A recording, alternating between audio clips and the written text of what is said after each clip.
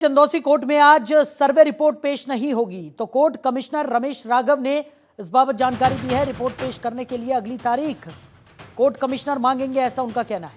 तो 8 जनवरी को मामले में अगली सुनवाई होगी। बड़ी खबर आपको बता रहे हैं। तो आज मस्जिद की सर्वे रिपोर्ट कोर्ट में पेश नहीं हो पाएगी।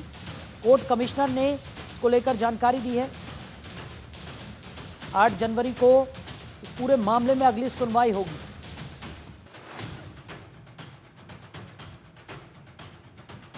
तो कोर्ट कमिश्नर रमेश राघव ने यह जानकारी दी है। बड़ी खबर आपको बता रहे हैं।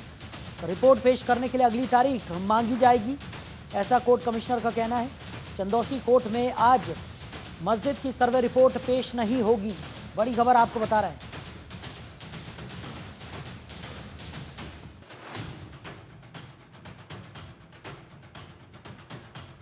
तो रिपोर्ट पेश करने के लिए अगली तारीख मांगेंगे, ऐसा कोर्ट कमिश्नर का कहना है। तो चंदौसी कोर्ट में आज ये सर्वे रिपोर्ट पेश नहीं होगी। जो कोर्ट कमिश्नर हैं और कहीं ना कहीं उन्हें अभी पूरी रिपोर्ट तैयार नहीं हुई होगी, या जो आप कहना चाह रहे हैं कि क्या दोबारा सर्वे हो सकता है, तो देखिए जितनी बार भी आवश्यकता पड़ेगी न्यायालय के आदेश पर टीम वहां जाएगी और सर्वे करेगी। और मैं समझता हूं कि सर्वे करना, किसी चीज की जांच करना और उसका विरोध करना, ये बिल्कुल गलत है। जांच तो जांच है, जांच में किसी को क्या दिक्कत है? अगर आप सही हैं तो आपको जांच कराने में दिक्कत क्या है? क्या आवश्यकता पड़ गई कि 60,000 लोग उस पर ईंट पत्थर से प्रशासन पर हमलेबाज जानलेवा हमला करे? उसमें कितने लोग मारे जाते, तमाम लोग घायल हैं। तमाम, क्या आपको न्यायालय पर विश्वास नहीं है? आप संविधान की प्रतियां लेकर उनके नेता फिरते हैं, तमाम लोग इस तरह से करते फिरते हैं और संविधान का ही अनादर करते हैं। ये कहां तक जायज है? मैं समझता हूं अगर न्यायालय आदेश दे रहा है और न्यायालय आदेश अग्रिम जांच के लिए और अधिक उसके लिए देता है, तो जांच की जानी चाहिए और सबको जांच का और जांच की जो रिपोर्ट आती है और न्यायालय के आदेश का स्वागत करना चाहिए और उसे स्वीकार करना चाहिए।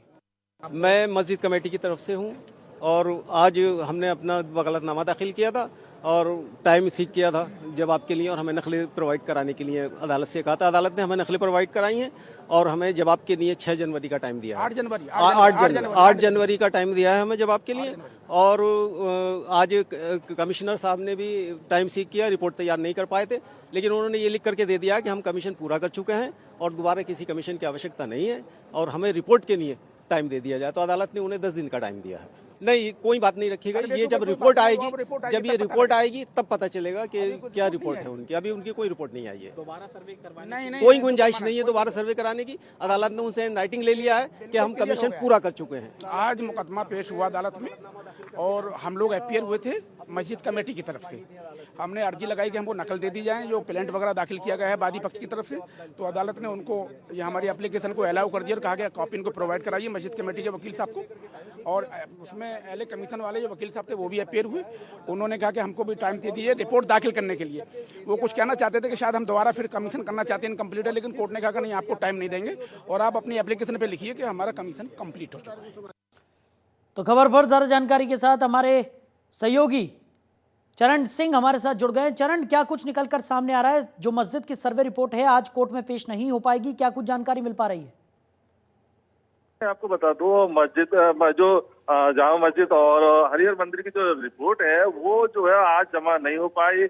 साथ ही इसको जो है 10 दिन और दिए हैं कोर्ट ने कि 10 दिन में इसको जो है आप अपनी रिपोर्ट जमा करें और अगली तारीख जो है 8 जनवरी लगा दी गई है। अब कोर्ट का ये मानना है कि यहाँ पर कहीं ना कहीं जो है ये समय जो है दिया जा रहा है, तो ये देखना होगा कि क्या ये इसमें सर्वे रिपोर्ट जमा होती है या नहीं होती है। लेकिन यहाँ पर जो सुरक्षा व्यवस्था रही कहीं ना कहीं जो है आज बहुत बड़ी सुरक्षा व्यवस्था रही। चंदौसी को कहीं ना कहीं जो है एक रास्ता पूरा सील कर दिया गया था, किसी को भी आने जाने की अनुमति नहीं दी गई। चरण, क्या वजह रही कि सर्वे रिपोर्ट जो है वो आज कोर्ट में पेश नहीं हो सकी? क्या कुछ निकलकर सामने आ रहा है? क्या अभी तक पूरी तरह से सर्वे हो नहीं पाया है? क्योंकि पहले तो बताया जा रहा था कि जब ये पथराव हुआ उससे पहले ही सर्वे टीम अपना काम पूरा कर चुकी थी। जब काम पूरा हो गया था तो उसके बाद क्या वजह रही कि सर्वे रिपोर्ट अभी कोर्ट में पेश नहीं की जा रही है? जी हाँ, सर्वे तो पूरा हो गया, लेकिन सर्वे रिपोर्ट पूरी नहीं हुई है। ये बताया गया है कि सर्वे तो पूरा कर लिया है, लेकिन अब दोबारा सर्वे नहीं हुआ है, दोबारा सर्वे नहीं किया जाएगा। ये सीधी मना कर दिया है कि अब दोबारा सर्वे नहीं किया जाएगा। सर्वे पूरा कर लिया गया, लेकिन अभी रिपोर्ट जमा अदालत में नहीं की है। जी चलिए चरण, हमारे साथ जुड़ने के लिए, इस तमाम जानकारी के लिए आपका बहुत शुक्रिया। उधर यूपी में आज जुमे की नमाज को लेकर अलर्ट है। तो यूपी के सभी जिलों में अलर्ट जारी किया गया है। सभी प्रमुख मस्जिदों पर पुलिस बल की तैनाती के निर्देश दिए गए हैं। पश्चिम यूपी के जिलों में निगरानी के निर्देश दिए गए हैं। डीजीपी मुख्यालय से ये निर्देश जारी हुए हैं।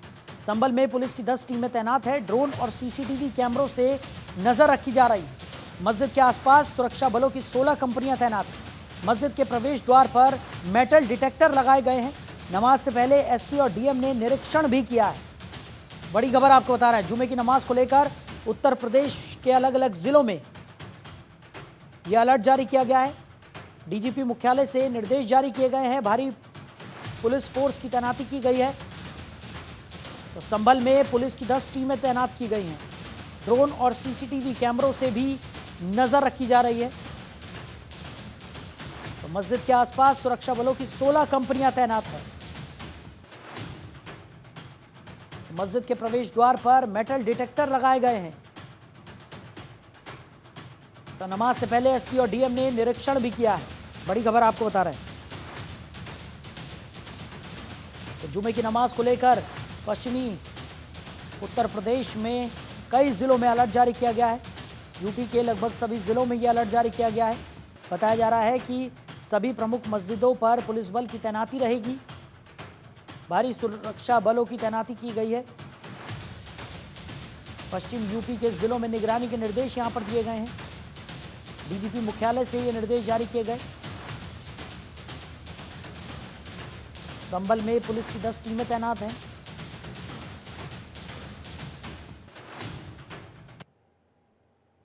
जामा मस्जिद और हरिहर मंदिर के मामले में अब सर्वे तो रुक गया है, रोक लगा दी गई है। साथ ही इसमें जो है 8 जनवरी अगली तारीख दे दी गई है। अब देखना ये होगा कि अगली तारीख में क्या होता है क्या नहीं होता, ये तो समय बताएगा उस समय, क्योंकि सर्वे रिपोर्ट अभी तक पेश नहीं की गई है। मैं चरण सिंह, कैमरा पर्सन के साथ, जनधन टीवी, संभल।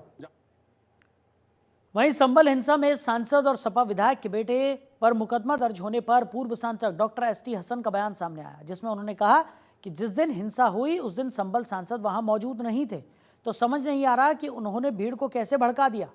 संभल हिंसा की सीबीआई जांच होनी चाहिए। अवैध हथियारों से युवकों की मौत की पुष्टि हुई है। कई बार पुलिस भी देसी बंदूक का इस्तेमाल करती है, ये कोई नई बात नहीं है, सभी को मालूम है। वहीं गिरिराज सिंह के बयान पर एसटी हसन ने कहा कि हो सकता है कि वो सही कह रहे हों। जब गोधरा कांड हुआ था तब से बीजेपी की आंधी आ गई थी। गोधरा कांड से फायदा किसको हुआ था? उस समय भी गोधरा कांड पर कई सवाल उठे थे।